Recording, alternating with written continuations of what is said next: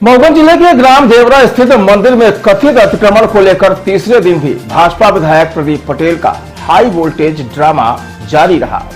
मऊगंज से भाजपा विधायक शासन और प्रशासन की लाख कोशिशों के बाद भी अपनी जिद पर अड़े रहे और तकरीबन 50 घंटे बाद अस्थायी जेल से मिली रिहाई के बाद एक बार फिर वह अपना काफिला लेकर देवरा गांव के लिए रवाना हो गए। बदतमीजी नहीं, मैं बात कर रहा हूँ विधायक से। रुक जाइए आप। नहीं मेरे सर बात करने दीजिए विधायक को। विधायक को बात करने दीजिए सर। मैं निवेदन कर रहा हूँ ऐसे मीडिया से निवेदन कर रहा हूँ। बताइए सर, आपको किसने गिरफ्तार किया गया? क्या मामला है पूरा? मामला वही अतिक्रमण हटाने वाला था जी, और प्रशासन ने जो अतिक्रमण 3 महीने पहले आश्वासन दिया था हटाने का, वो नहीं हटाए।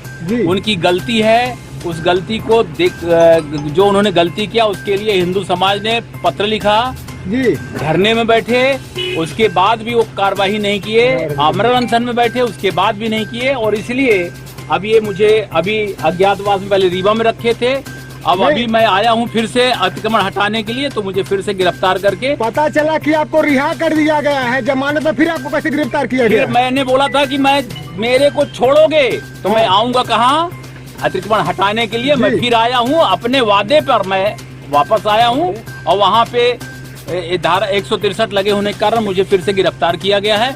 अब गिरफ्तार करके अब ये क्या करने वाले हैं? हिंदू समाज को आप क्या मैसेज देना चाहते हैं? हिंदू समाज को बोलता हूँ, डरना नहीं है। हम इन विधर्मियों को हटा करके छोड़ेंगे। हम अपने मंदिर की जमीन को, मंदिर में मेला ग्राउंड की जमीन को ले करके रहेंगे। उसके लिए प्राण की बाजी भी लगानी पड़ेगी। जिस तरह से कलेक्टर मऊगंज द्वारा लगभग हिंदू कार्यकर्ताओं को 12 की संख्या में गिरफ्तार कर उनको 151 हिंदुओं के साथ जेल भेजा गया, उनको जमानत नहीं दी गई, उसके लिए क्या कहेंगे? ये कलेक्टर ने अपनी गलती को छुपाने के लिए हिंदुओं के ऊपर षड्यंत्र कर रहा है। ये कलेक्टर अपने प्रशासनिक कर्मचारियों के साथ हिंदू को प्रताड़ित कर रहे हैं। आने वाले समय में हिंदू समाज इकट्ठा होकर सबको सबक सिखाएगा।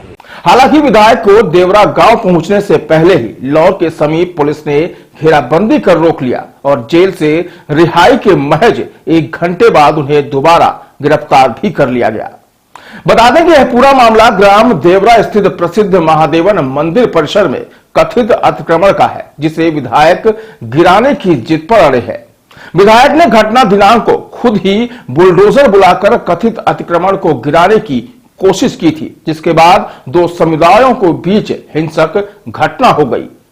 इलाके में हुई इस घटना के बाद एक और जहां जिला प्रशासन ने गांव की सीमा को सील कर क्षेत्र में धारा 163 लागू कर दी, जहां से ना तो कोई बाहर आ सकता है और ना ही कोई बाहर से अंदर जा सकता है।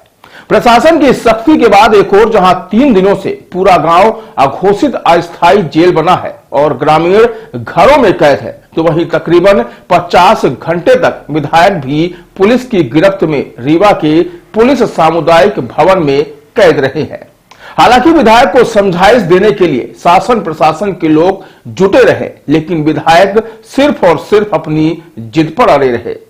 विधायक ने तो रिहाई से पहले ही चेतावनी दे दी थी कि वह रिहाई के तुरंत बाद 500 लोगों के साथ ग्राम देवरा के लिए कूच करेंगे और अतिक्रमण को गिराकर रहेंगे। अभी भी बोल रहा हूं, मेरे को यहां से छोड़ भर दें, गिराने जाऊंगा।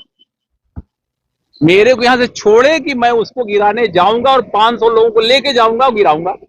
बावजूद इसके पुलिस और प्रशासनिक अधिकारियों ने विवादित स्थल देवरा गांव न जाने की शर्त पर उन्हें रिहा कर दिया, लेकिन विधायक ने एक ना सुनी और पूर्व में दी गई चेतावनी के अनुसार काफिले के साथ देवरा गांव के लिए कूच कर गए।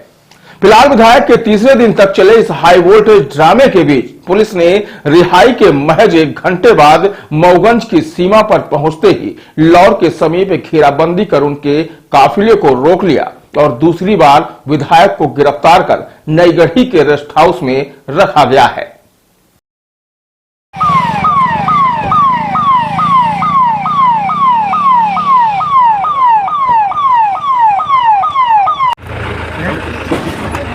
ठीक सर।